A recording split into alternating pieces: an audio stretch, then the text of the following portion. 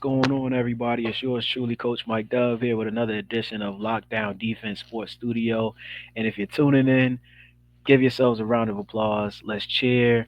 Let's make all the noise in the world because guess what? We made it to training camp. That's right. This week, training camp is in full swing. All teams have reported.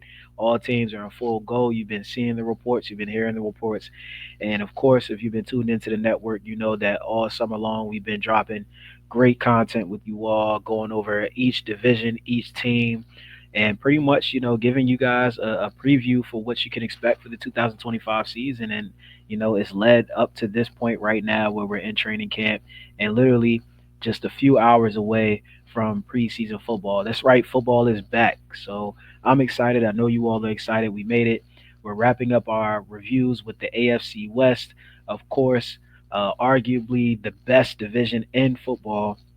So we got some great teams to go over, some great feedback to give you guys, and also we're going to be looking forward to hearing from you all as well. Let us know what you think. Do you think the AFC West is the best division? Do you think that there's another division that may be knocking on the door, or another division that may possibly get three, maybe even four teams, pushing for playoff contention? So let us know. But we're going to talk about the Denver Broncos today. Now, I know there's a lot of AFC West fans that tune into this station, from the Chargers to the Raiders and even the Chiefs. So I have the privilege of talking about the Broncos, who for a long time have kind of been the forgotten team in the AFC West. Of course, traditionally they have a rich history with Elway and even down to Peyton Manning in recent years. But for a long time, they've kind of been, like I said, in the shadows, especially of teams like the Chiefs, who have been the cream of the crop. The Raiders somehow always are in the news for something and always are the talk of the town for not always good things, but you can't argue with the Raiders being relevant in one way, shape, or form.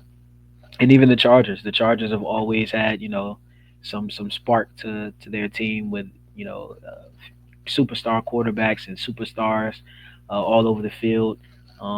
This is nothing's new there. But one thing that always happens, the Broncos normally compete, but slowly but surely they've crept their way back up to being a competitive organization, a competitive franchise.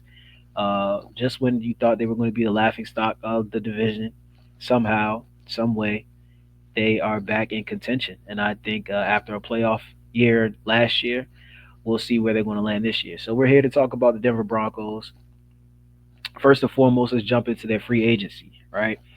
Listen, we talked about this early on when free agency first kicked off. I absolutely love, love what the Broncos did this year, addressing their defense, doubling down on their defense. The defense wasn't really a problem last year, but what I see the Broncos doing is similar to what I see teams do that have their franchise quarterback and they go and they load up and give him all the weapons and give him all the tools that they need. I think they did the same thing on the defensive side of the ball. They have arguably the best defensive player in the second, well, the best defensive player in the secondary in the league, and Pat Sertan. And I think that they went out and loaded him up with all the talent, and not just him, but the defense in general. And I think that they were purposeful in building an identity, and I think that is going to be a great thing for them. They're going to run the ball. They're going to play great defense. Bo Nix is going to do his thing. He had a great year last year.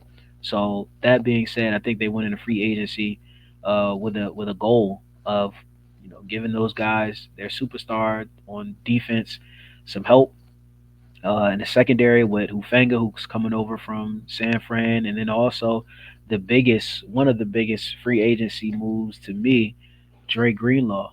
And I say that all the time because when Dre Greenlaw was healthy, you saw what he meant to San Francisco. I think he's going to come in and mean just as much, if not more, to Denver, being that guy in the locker room, being that guy that flies sideline to sideline. He's the heart and soul of the defense when he was with San Francisco. I think he's going to bring that with him as well. And of course, Ufinga, that that pedigree of that San Francisco defense now, partner that with the team that they already had there in Denver on that defensive side of the ball. That's going to be some exciting teams right there. So I'm excited to see it. I even love the Evan Ingram move. They addressed a much needed position at tight end. Another safety valve for, like I mentioned, Bo Nix. and they actually re-signed Cortland Sutton earlier this week, so he got his extension. He's there for the foreseeable future. Um, so yeah, great moves. I love everything that they did here. Also, J.K. Dobbins, who will be their starting running back.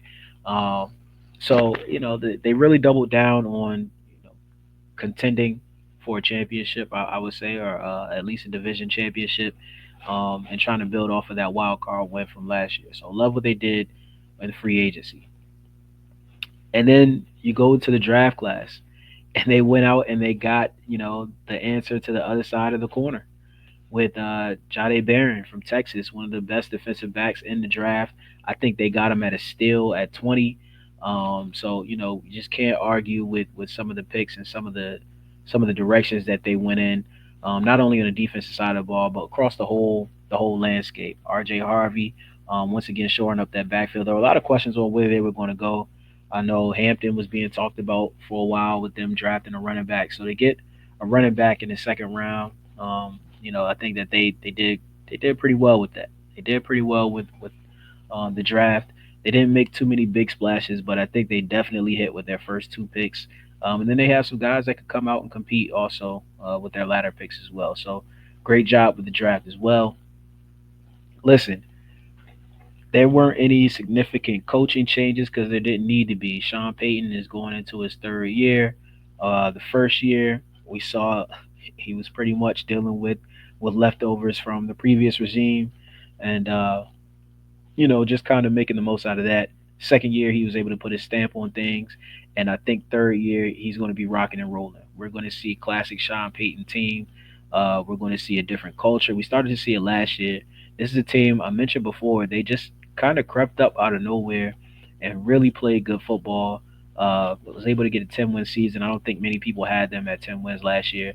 A large part of it is because of Bo Nix' performance. Bo Nix slowly crept up into the conversation for one of the better performing rookie quarterbacks. And there was a lot of questions surrounding him last year coming into the season. And sophomore year, second season in the league is going to be a little bit difficult. Now teams have film on you. Now teams can prepare for you. You're not going to creep up on a lot of guys.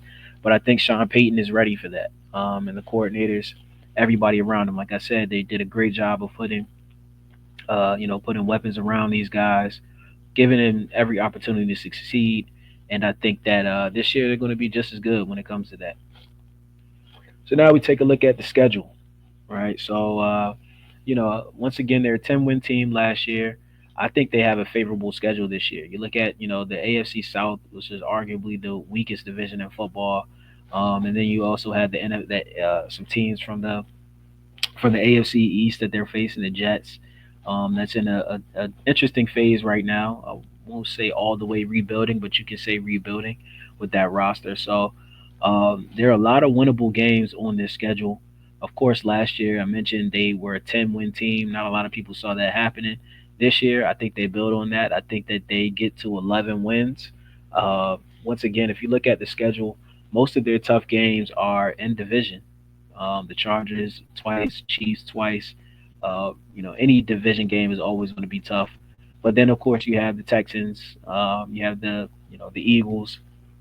So these are all games that they're probably circling on their calendar. Of course, the the Eagles I mentioned, the Bengals.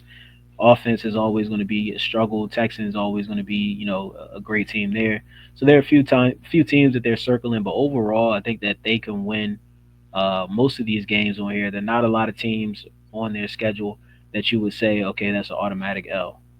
So they're putting themselves in great position. I think by the roster that they put together, everything that they've done in the off season to put themselves in great position. I foresee them being an 11-win team. Like I said, they're building off of that 10 wins from last year. I think that this is an even better team than they were last year, and possibly even easier schedule. So 11 is my floor for them for Denver. Off season grades. Listen, if I could give them an A plus plus plus, I would. I give them an A.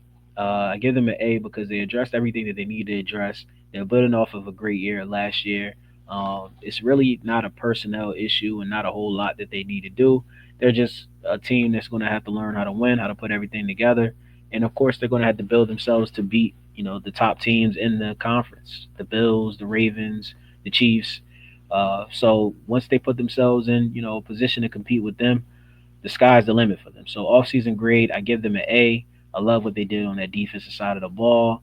And my predictions, like I said, I predict them to be an 11-win team minimum, possibly divisional round. Uh, I think that they could get a wild card win, get into that divisional round. Like I said, I don't know if they're on the level in that upper echelon as far as Kansas City, uh, Baltimore, and Buffalo, but time will tell.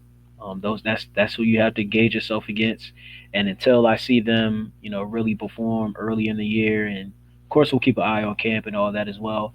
But until I see them perform to that level, and maybe that defense is able to, and Bo Nix will be able to get them over the hump, I'm going to put them in that next tier below, which will be divisional round, somewhere in that range. So that's my thoughts. Let me know what you guys think. Hit us up on all of our socials, comment, share, like, and let us know. Is the AFC West the best division in football? Will they have two teams make the playoffs, three teams make the playoffs? Will they only have one team make the playoffs? There's been a lot of talk about the AFC North, having a claim to the best division in football. I don't know. You let me know, but all I can say is be on the lookout for the Broncos this year. The Chiefs have been running through the division lately, but I don't think that it's a foregone conclusion this year. It's a lot of great teams, so we're looking forward to a great season.